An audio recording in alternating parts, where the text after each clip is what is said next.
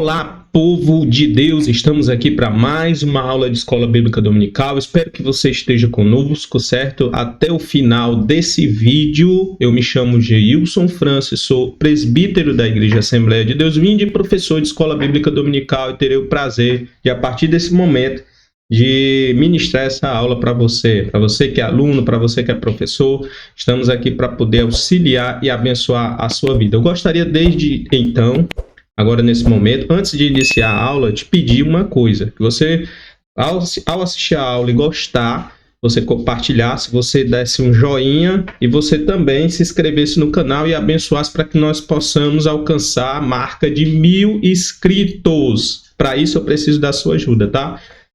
Com muito respeito e carinho que eu peço a sua ajuda para que a gente possa atingir essa marca. Eu não tenho nenhuma igreja ou ministério por trás de mim grande, né? Ministério grande, o nosso ministério não é grande, para poder fazer com que o canal cresça numa velocidade grande. Eu não sou patrocinado por nenhum pastor conhecido, importante. Eu não sou, não tenho, minha mãe é serva do Senhor desde muito tempo, mas eu não tenho ninguém conhecido assim por trás de mim para poder me alavancar. Então eu preciso de você, que você me ajude, que você me abençoe e que você possa também ser abençoado pelo conteúdo que eu vou ministrar agora para você, tá bom? Então desde já vamos iniciar a nossa aula de Escola Bíblica Dominical.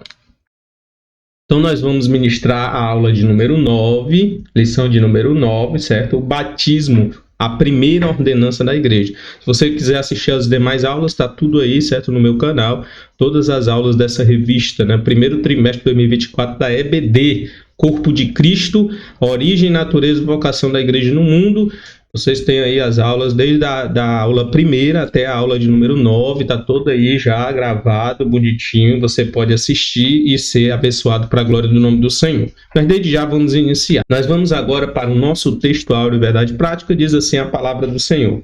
Portanto, ide e ensinai a todas as nações, batizando-as em nome do Pai, do Filho e do Espírito Santo. Está em Mateus capítulo 28, versículo de número 19. A verdade prática diz o seguinte: o batismo é uma ordenança de Jesus Cristo e por isso deve ser uma prática obedecida pela igreja. A leitura bíblica em classe está em Romanos capítulo 6, do versículo 1 até o versículo de número 11, que diz assim o texto bíblico: Que diremos, pois? Permaneceremos no pecado para que a graça seja mais abundante? De modo nenhum. Nós que estamos mortos para o pecado, como viveremos ainda nele? Ou não sabei que todos quanto fomos batizados em Jesus Cristo, fomos batizados na sua morte? De sorte que fomos sepultados com ele pelo batismo na morte, para que, como Cristo ressuscitou dos mortos pela glória do Pai, assim também andemos também em novidade de vida. Porque se fomos plantados juntamente com ele na semelhança da sua morte, também seremos na sua ressurreição. Sabendo isto, que o nosso velho homem foi crucificado nele para que o corpo do pecado seja desfeito, a fim de que não sirvamos mais o pecado, porque aquele que está morto está justificado do pecado. Ora, se já morremos com Cristo, cremos que também com ele viveremos, sabendo que, havendo Cristo ressuscitado dos mortos, já não morre. A morte não mais terá domínio sobre ele, pois quanto ao ter morrido, de uma vez morreu para o pecado. Mas quanto a viver, vive para Deus. Assim também, olha aí, ele faz uma comparação. Assim como Cristo, que morreu, né, foi ressuscitado dos mortos e já não morre mais, ou seja, a morte não tem mais domínio sobre ele. Aí ele diz, versículo de número 10, pois quanto a ter morrido, ele morreu uma vez para o pecado, mas vive, quanto a viver, ele vive para Deus. Aí ele compara, né, versículo 11, assim também vós considerai-vos como mortos para o pecado, mas vivos para Deus, em Cristo Jesus, nosso Senhor. Então, se estamos vivos para Deus, nós estamos agora vivendo em novidade de vida, certo? Então, vivemos em novidade de vida porque morremos para o pecado da mesma forma que Jesus morreu para o pecado e reviveu através da ressurreição e vive para sempre e vive para Deus.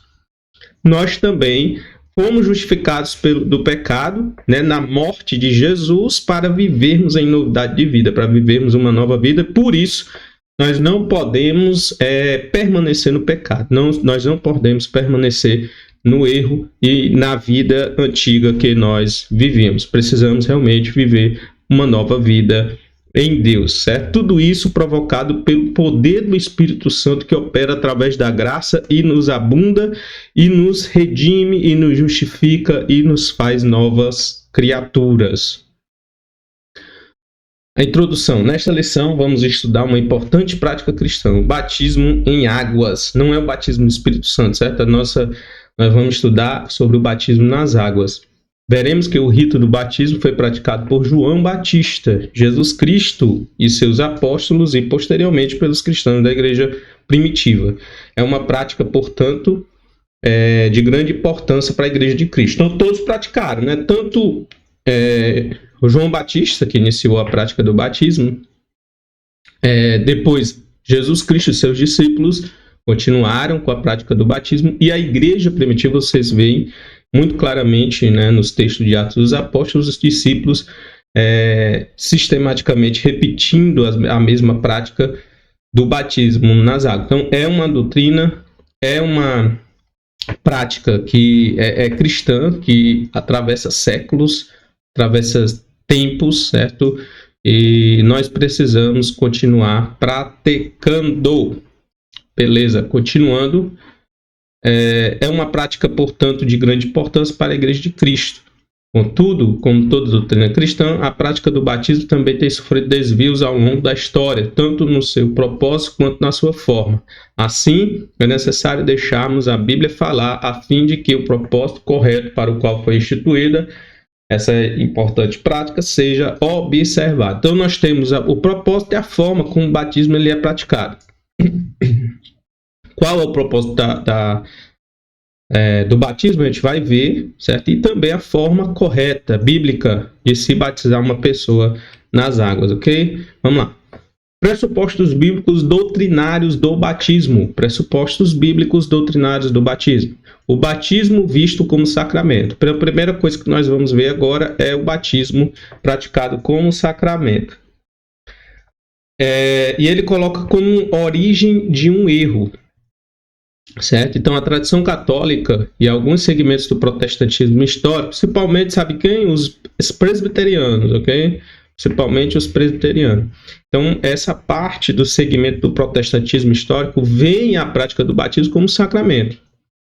A palavra sacramento vem do latim sacramentum, significando um sinal sagrado capaz de conferir graça àquele que dele participa. Então, confere graça àquele que participa de um determinado ato ou de uma determinada prática, no caso, a prática do batismo nas águas, ok?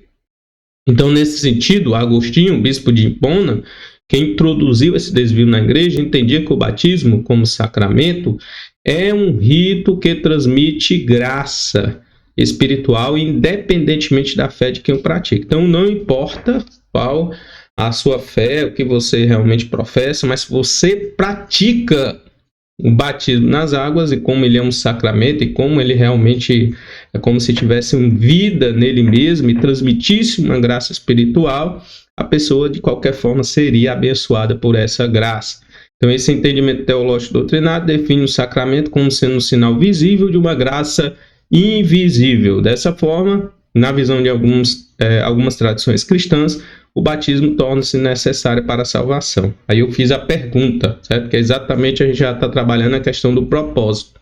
A gente já está vendo o propósito do batismo. Qual é o propósito do batismo? Ele é necessário para a salvação? A pergunta que eu faço, que eu levanto. Será que o batismo ele é necessário? Ele precisa realmente ser praticado de qualquer forma, porque ele é necessário para a salvação? Vamos lá, vamos descobrir isso. Vamos lá, o batismo, então, gente, não é um sacramento, mas ordenança de Cristo. É isso que nós vamos defender aqui a partir de agora. O propósito do batismo, o batismo, melhor dizendo, não é um sacramento, mas uma ordenança de Cristo. O ensino bíblico concernente ao batismo é que ele é uma ordenança e não um sacramento. Está em Mateus capítulo 28, verso 19, que diz: Ide, portanto, fazer discípulos de todas as nações, batizando em nome do Pai, do Filho e do Espírito Santo. Não há, portanto, no batismo um poder mágico capaz de transmitir graça para a salvação. Vou repetir, por isso que eu coloquei de amarelo aí para vocês, tá? Não há, portanto, no batismo um poder mágico capaz de transmitir graça para a salvação. Então, o ensino bíblico é que o batismo é uma ordenança dada por Cristo a quem já foi alcançado pela graça. Então, primeiramente, você é alcançado pela graça, depois você se batiza. Você não precisa se batizar para ser alcançado pela graça, porque não existe um poder mágico, um poder especial de conferir graça àquele que está se batizando o batismo. O batismo é para quem já creu, é para quem já conhece, é para quem já recebeu a graça. Então nós cremos assim, eu creio assim também, não sei se você crê dessa forma. E não confere graça, né? Não é um ritual obrigatório para se obter uma graça através dele, certo? Então é isso que nós acreditamos. O batismo não é um sacramento, o batismo é uma ordenança. O batismo deve ser administrado aos adultos. Essa aqui já diz respeito à forma, né? De que forma que nós devemos batizar as pessoas. Qual é a forma do batismo? É isso que a gente vai trabalhar agora também. O batismo ele é para adulto e não para criança. O mesmo Agostinho, que entendia que o batismo como sacramento, defendeu também que os bebês, por haverem nascido com o pecado original, precisavam ser batizados e serem salvos.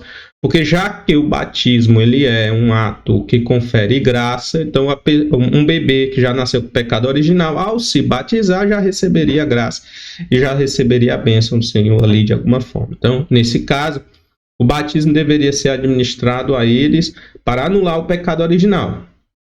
Evidentemente que esse entendimento do bispo de Hipona está contra o ensino de Cristo, que afirmou que as crianças fazem parte do reino de Deus. Jesus, porém, disse: deixai os pequeninos, não os estorveis de vir a mim. Vocês não impeçam que as crianças venham a mim, porque dos tais é o reino dos céus. Está em Mateus capítulo 19, verso 14. Logo, não há vestígio no Novo Testamento de crianças sendo batizadas, pois nosso Senhor disse que o batismo deveria ser administrado a quem cresce. Está em Marcos 16 e 16, né, que diz assim: quem crê e for batizado será salvo, quem não crê será condenado. Então, uma criança que ainda não chegou à idade da razão não tem maturidade para crer e fazer escolhas. Então, é por isso que na igreja a qual eu me congrego, nós não fazemos batismos de criança. Nós não batizamos crianças na igreja a qual frequento, ok?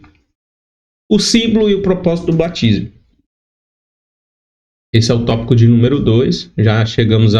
Nós já falamos aqui sobre o batismo, que o batismo não é um sacramento, que o batismo é uma ordenança, que não existe um poder especial de conferir graça àqueles que são batizados, porque a pessoa que já recebeu o batismo, ela já foi agraciada anteriormente, e ela está apenas confirmando publicamente aquilo que ela está fazendo através do batismo, e que nós também não batizamos criança exatamente porque a criança não tem consciência, né, do seu pecado, e que é necessário que aquele que está se batizando primeiramente creia em Jesus, creia e depois seja batizado, certo? Então essas são as razões pelas quais nós não batizamos criança. Vamos dar continuidade. Símbolo do batismo: identificação com Cristo.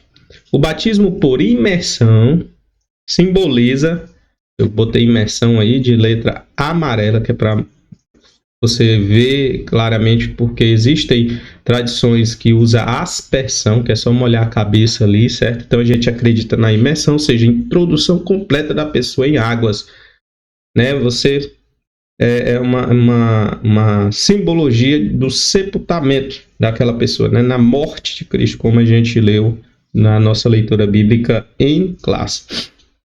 Então, o batismo por imersão simboliza a união do crente com Cristo por meio de sua morte. sepultamento e ressurreição. Essa verdade é afirmada pelo apóstolo Paulo aos cristãos que estavam em Roma. Romanos, capítulo de número 6, né, nós lemos, versículo 3 ao 5 diz: ou não sabeis que todos quanto fomos batizados em Jesus, fomos batizados na sua morte, de sorte que fomos sepultados com ele pelo batismo na morte, para que, como Cristo ressuscitou dos mortos pela glória do Pai, assim andemos nós também em novidade de vida. Porque se fomos plantados juntamente com ele à semelhança da sua morte, também seremos na sua ressurreição. Então, por isso que nós não podemos mais viver na prática do pecado, porque nós estamos vivendo agora, depois de ter sido sepultados com Cristo na sua morte, nós estamos agora vivendo em novidade de vida, assim como Jesus ressuscitou dos mortos, né? Então, dessa forma, o apóstolo mostra que o ato de emergir da água onde havia sido submerso retrata com precisão a identificação do cristão com a ressurreição de Cristo. Então, mais uma vez, na palavra submerso, você tem que ser submergido em água, você tem que ser imergido nas águas para que você... Essa é a forma correta de se batizar nas águas, a forma bíblica de se batizar nas águas, tá certo? Então essa mesma verdade é afirmada na carta aos Colossenses: sepultados com ele no batismo, nele também ressuscitaste pela fé no poder de Deus que o ressuscitou dos mortos. Isso simboliza que o cristão morreu para a velha vida e agora entrou na nova vida em Cristo. Não é a nova vida, gente, que a religião diz que a gente tem que viver, ou seja, a forma como devemos viver como religioso. Mas uma nova vida em Cristo é aquilo que Deus fala ao meu coração e diz que eu preciso viver. E com certeza ele vai dizer assim: olha, você não pode viver da maneira como você vivia antes. Você tem que viver para mim de uma maneira santa. Isso tudo o Espírito Santo falando no coração daquela pessoa que está agora convertida, que nasceu de novo e que é uma nova criatura, certo? Tópico de número 2, ponto número 2, do tópico 2. O propósito do batismo. Agora vamos entrar mais precisamente no propósito do batismo, né? Testemunho público de fé cristã. No contexto da fé bíblica, o batismo é uma pública profissão de fé. Isso significa que o crente, quando desce as águas batismais, está testemunhando de forma pública perante o mundo da sua nova vida em Cristo. Está em Atos capítulo 2, verso 41, coloquei ali. Você pode ver aí na sua tela: de sorte que foram batizados os que de bom grado receberam a sua palavra. E naquele dia agregaram-se quase 3.000 almas. Então, quem se candidata ao batismo deve estar convicto e consciente da fé que abraçou. Aqui não há território neutro. Colossenses capítulo 2, verso 6. Portanto, assim como vocês receberam a Cristo, o Senhor, continue a viver nele. Enfim, o batismo é para os salvos e convertidos que estão dispostos a seguir a Jesus. Vou repetir. O batismo é para os salvos e convertidos que estão dispostos a seguir a Jesus.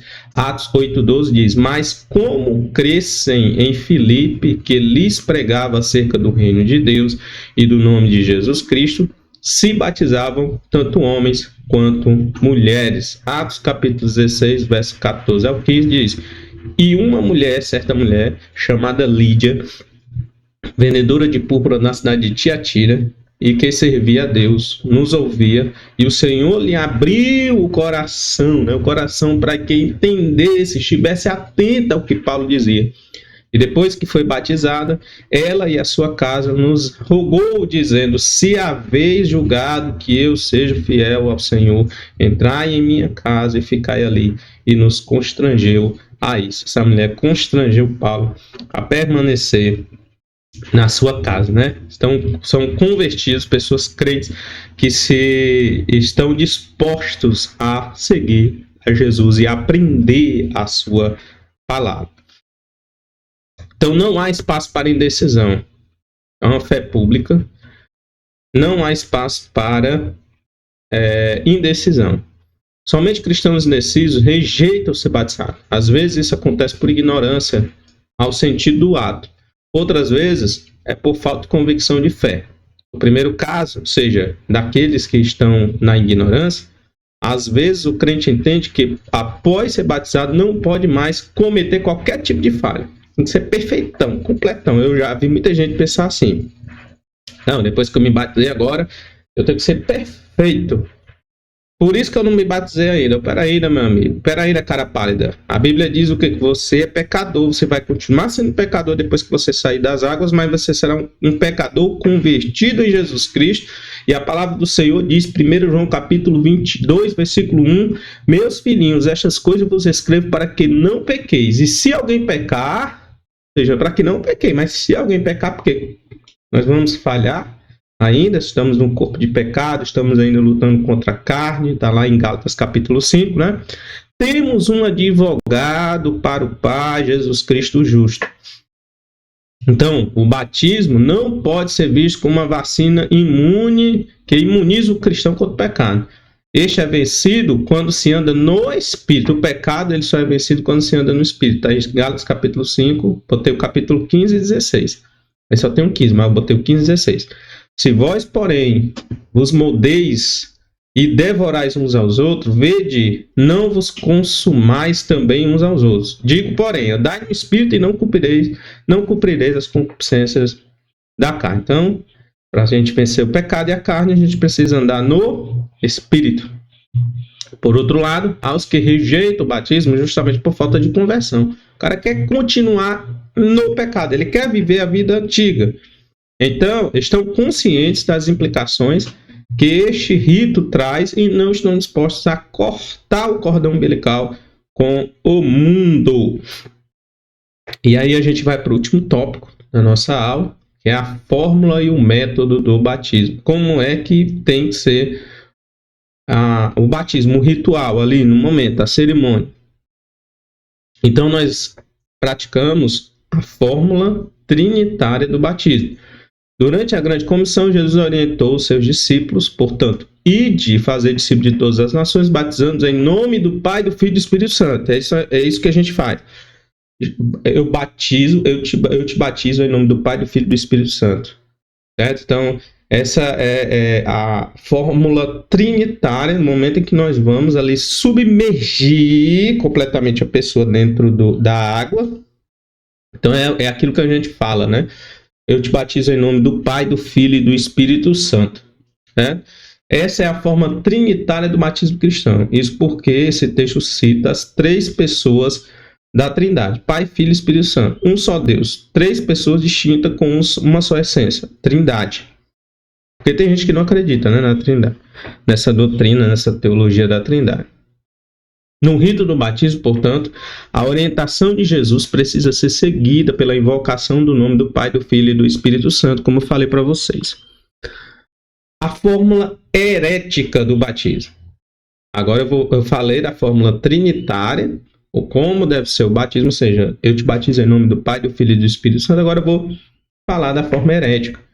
Nem todos os grupos dentro da tradição cristã seguem a fórmula trinitária. Há grupos que seguem um tipo de doutrina modelista. Um exemplo é o unicismo. Esse grupo batiza seus membros só em nome de Jesus. E eles usam os textos que eu coloquei aí no seu slide. E aí você vai ter a oportunidade de ler juntamente comigo. Ó. Atos 2:38. E disse-lhes Pedro, arrependei-vos e cada um seja batizado em nome de Jesus Cristo para perdão dos pecados e recebereis o dom do Espírito Santo. Então, esse é um dos textos usados, né, pelos unicistas, né, tem que ser batizado em nome de Jesus. E o outro texto, Atos 19:5, diz, e os que ouviram foram batizados em nome de Jesus. Então, esse é o suporte bíblico que é buscado para poder negar a prática trinitariana. Convém dizer que esses textos não negam a fórmula trinitariana, nem tampouco negam a Trindade. Na verdade, o que é dito é que o batismo era feito na autoridade de Jesus, naquilo que ele fez e ensinou. Imersão, o método bíblico do batismo. Aqui a gente vai falar mais, eu já falei, mas a gente vai só corroborar, terminar, reforçar que o método bíblico do batismo é a imersão. Convém dizer que não há vestígio da prática bíblica, né, do batismo por aspersão no Novo Testamento. Só jogar um pouquinho de água na cabeça da pessoa, da criança, enfim. Nem batismo de criança. A gente não vê Paulo, discípulo, batizando criança. Esse tipo de batismo se caracteriza por aspersão de água sobre o candidato. Entretanto, o contexto do Novo Testamento mostra claramente que o batismo nos dias bíblicos era por imersão. A palavra grega baptizo possui o sentido de mergulhar, de submergir, tanto no texto como fora dela. Vários textos bíblicos mostram a prática do batismo, né? Do batismo por imersão. O povo saía para ser batizado por João Batista dentro do Rio Jordão, tá? E Marcos 1,5. Isso aqui já está provando na Bíblia que o método bíblico é o método por imersão, né? Em Marcos 1,5 diz: e a ele vinha toda a região da Judéia e todo o povo de Jerusalém, confessando seus pecados, eram batizados por ele no Rio Jordão. E Marcos 1:10, né? Marcos 1:10 diz assim: e logo que saiu da água, viu os céus abertos e o Espírito que como pomba descia sobre ele. Logo que saiu. Se ele saiu é porque ele estava completamente dentro da água, né? Então, Jesus saiu das águas. E, por fim, né, João, ele dizia que o batismo acontecia onde havia muitas águas. Está em João capítulo 3, verso 23. Ora, João batizava também em Enom, junto a Salim, porque havia ali muitas águas. Não é pouca água na cabeça, é muitas águas. E vinham ali e eram batizados. Então, a prática do batismo era por imersão dentro do Rio Jordão, quando Jesus, por exemplo, ia ser batizado, e próprio João Batista, né, batizou muitos ali dentro do Rio Jordão. Da mesma forma, os discípulos continuavam praticando dessa forma, por imersão. Então, para a gente concluir, procuramos abordar as questões mais relevantes concernentes ao batismo em águas. Mostramos que, embora não tenha a atribuição de salvação a quem dele pratica, o batismo é sim uma prática que deve ser levada a sério por todo crente que quer seguir as palavras de Jesus. Por meio do batismo, nos identificamos com Cristo Jesus e tornamos pública nossa profissão de fé. Então, desde já, meu filho, eu quero aqui já concluir essa aula, melhor dizendo, né, de Escola Bíblica Dominical, chamando a atenção aqui para alguns pontos que nós estudamos agora. Primeiro, é exatamente a questão da imersão, né? O batismo é por imersão e não por aspersão, ou seja, não é molhar pouquinho só com água na cabeça, mas é submergir a pessoa que está sendo batizada. Outra coisa também que a gente precisa lembrar que o batismo não é uma prática que confere graça àquele que é batizado, e tornando-se assim necessário para a salvação. O batismo é uma ordenança que é praticada por aqueles que já receberam a graça e que já creram no Evangelho. Está lá Marcos 16:16. Quem crê e for batizado será salvo, certo? E quem não crê será condenado. Ou seja, crer é o que é o fundamental, é a fé. A fé é que justifica, a fé é que transforma, a fé é que dá vida, a fé é que faz com que o Espírito Santo entre na minha vida e me transforme na morte, na morte de Cristo na cruz. Eu seja morto também juntamente com Ele para viver em novidade de vida, assim como Jesus ressuscitou e vive em novidade de vida. Certo? Então não confere graça, o batismo não confere graça, o batismo é uma ordenança praticado por aqueles que creem. O batismo ele não é feito em crianças, porque não temos em nenhum elemento bíblico nada que faça referência a batismo de criança, né? Isso foi sendo praticado ao longo da tradição cristã, não tem nada a ver com o que Jesus, João Batista e os discípulos ensinaram a respeito do batismo. A gente vê isso claramente na igreja na igreja primitiva.